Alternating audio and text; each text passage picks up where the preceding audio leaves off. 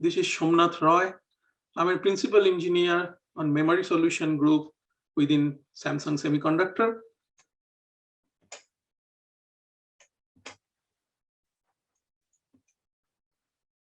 Today, I want to talk about a subset of AI and ML use case that is facing a particular set of challenges. We call it large-scale AI ML. For our purpose today, we'll define these as the ones that need 1 or more petabyte of data for training.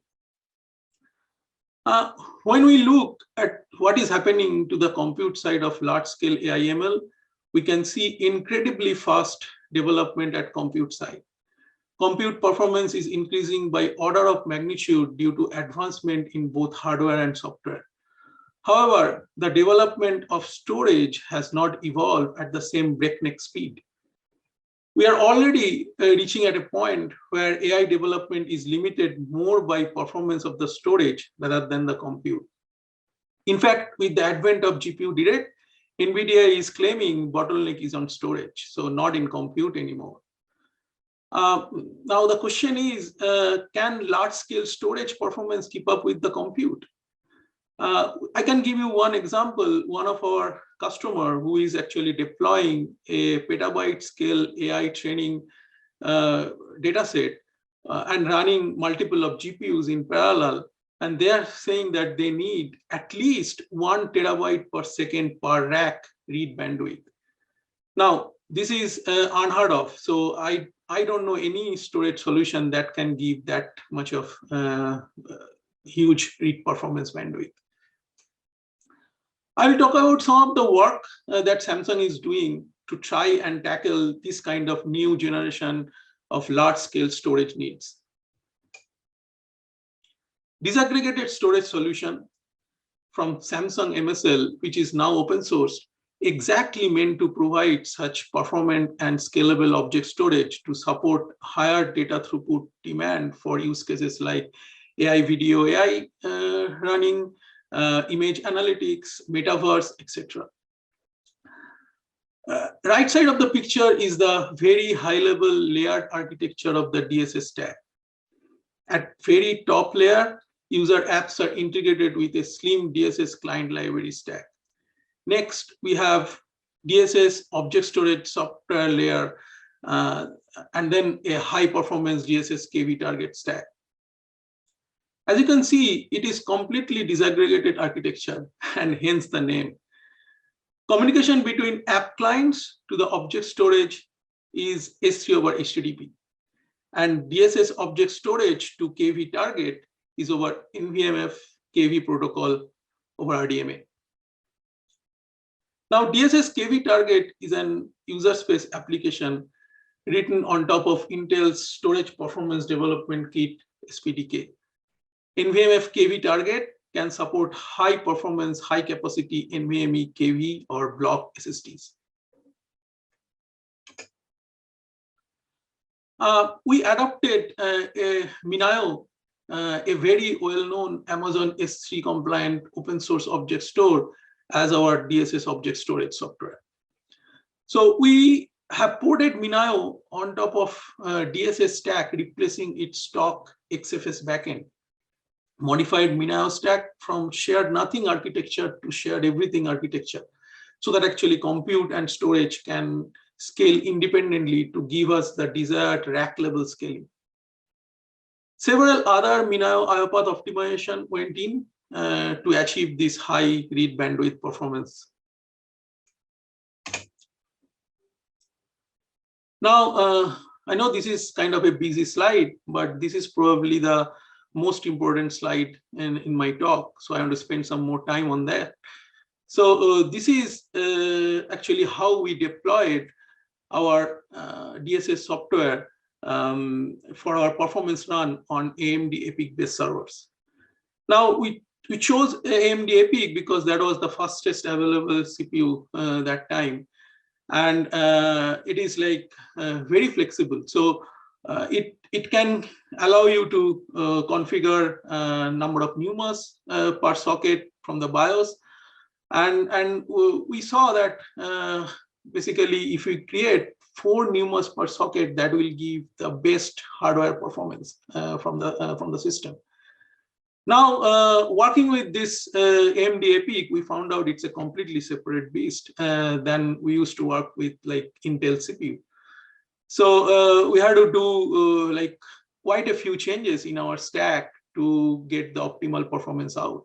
We found out that this EPIC is very, very sensitive to cross-socket communication, cross-socket I/O flow, and also like cross-NUMA as well.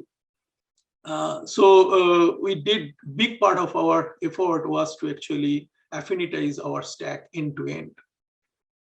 As part of that, I'll talk about what are the things we did to affinitize basically.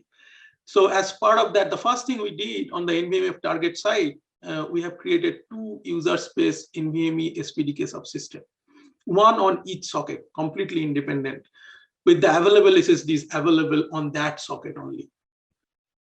Now the system has 4 dual ported NICs. One port of each NIC is connected to backend RDMA network, and the other port to the front-end TCP. So as the picture shows, each NVMe subsystem is connected via 2 backend NIC ports of that socket. At host side, DSS NVMe KB RDMA driver is creating queue pairs on each of the backend NIC ports. It is host side stack's responsibility to affinitize properly. So now if we visualize multiple servers within this DSS cluster deployed similarly, all subsystems that belongs to socket 0 of a server will be listening to the VLANs configured to the backend NIC ports belong to that socket. Say in this picture, it's a 201.100 and 203.100 subnet. Likewise, for the other subsystem, we listen on say 205.100 and 207.100 subnet. We configured 4 MINIOs per server, each running on one set of subsystem paths, say 201 subnet of all the cluster nodes, and expose TCP endpoints on the other port of the same NIC, listening for S3 request. This way, request is being served by same backend network path, no cross-NUMA or cross-socket traffic. As you can see in the picture, to get the best performance out, we needed to run MINIO in the interleaving mode between 2 neighboring NUMAs. This is because extra memory bandwidth needed to MINIO side because of copy overhead within MINIO stack that I will talk about later. Now, one of the disadvantage of having so many NUMAs on this system is that total memory bandwidth will be divided on each of these NUMA. So, and each NUMA will get a lower share of the memory bandwidth. And since MINIO needs a lot of copy overhead, so it is actually stressing that NUMA, a single NUMA memory bandwidth. And that's why we need to give another NUMA to run it in interleaving mode, sacrificing some cross-NUMA traffic, of course, to get the better performance out. Yeah, so in this architecture, we have to actually sacrifice some cross-NUMA traffic to eliminate cross-socket traffic entirely, which is like very harmful for the performance in this setup. Another point is that this deployment model, we are having host side and target side DSS stack is co-located within a server. This is purely for cost saving and TCO purpose. So in a scale setup, one of the target server for the MINIO will be co-located and rest will be remote. We came up with this model after months of research, and without having this NUMA hour deployment, performance will not be optimal at all. We have deployed a DSS client wrapper on top of AWS S3 client SDK API for easier end application integration. DSS client wrapper exposes simple KV type APIs to the user. Client application do not need to worry about bucket semantics, key distribution, load balancing among MINIO server endpoints. It doesn't need to worry about underlying cluster topology, cluster expansion, node failure, etc. All will be seamlessly taken care by this DSS client wrapper. So application integration will be much easier with this model. This slide, I put together everything, whatever we talked about so far, and showcasing how it will be used at scale. And picture also shows how AI applications with this DSS client wrapper can talk to this DSS client storage over S3. Now, let's talk about some numbers. So this slide will cover some DSS chain 1 performance number. Our performance setup is the following. It's a 10-node cluster with Dell PowerEdge 7525 chain 4 servers. Each server having 2 dual socket AMD EPYC 7742 64-core CPU, 1 terabyte physical memory with 4 Mellanox dual ported 100 or 200 gig NIC. We have 16 drives, PM1733 Gen 4 drives, 4 terabyte NVMe SSD, and total dataset generated for this run is around 400 terabyte across 10 nodes, which is pretty decent. First chart is showing that how DSS backend is scaling linearly for 1 MB gate from 4 node to 10 node, capping out around 420 gigabyte per second. So total, so like one node is giving around 42, and then it scales linearly till 10 nodes. Bottom one is showcasing the end-to-end performance for S3 client level. Erasure coded 1 MB object size gate performance is capped out at around 178 gigabyte per second, while non-erasure coded 1 MB and erasure coded 2 MB object performance is scaling till around 270 gigabyte per second. Now, Gen 1 is not able to saturate the available system resources yet. Bottleneck is still within DSS stack. Effort is underway to understand these performance issues and further improve DSS performance. Now, as part of building the ecosystem for DSS, we have developed a tool to benchmark AI training time against various storage backend solution like NFS, S3. Now, the problem we faced, the background of developing this tool is that, so if we go to a customer saying that, okay, you have a faster backend storage, and if you run your AI training, so that actually will improve the end-to-end run. So that may not be the case always, because there could be bottleneck on running actual AI training. So how we'll know that, okay, using the same framework, how can we show them that, okay, the data loading time is much faster if you give a faster backend. So that's the motivation of creating this tool. So it's a platform where developer can add their ML framework, custom data set, training method, models, and storage backend. I'll show you a demo where actually we are using custom training class and custom training data set for capturing the data load time and bandwidth from the storage servers compared to NFS and S3. This is the tool configuration file. Presently, it supports PyTorch and TensorFlow framework. Left console is for NFS backend and right one is for S3. So we have like in the parameter, you can see there is a max batch size parameter. So that's the new parameter that we have introduced for this tool. What it will do, it will load till max batch size number of batches and capture the time and bandwidth before completing the dummy training. So let's run the training. So yeah, the number of workers is 49. Those are actually standard PyTorch parameters. And in below, if you see, we are using this training class, which is like Python read training. There is a dummy training class, and we also have this Python read dataset. So that is a custom dataset class. In the storage section, we have to mention the storage format, whether it is a file system or S3, or it's what is the protocol, NFS versus DSS. And then we have to mention the corresponding parameter for that. For DSS, what kind of tool it will use to talk to the storage. In this case, it is a Boto3. We can use the DSS client library as well in other cases. So, and then for NFS, we have to mention the mount point from where actually it will be reading the data. So that's mostly it, rather than some logging parameter on that. So let's run it. So you have to give the config file and then hit enter.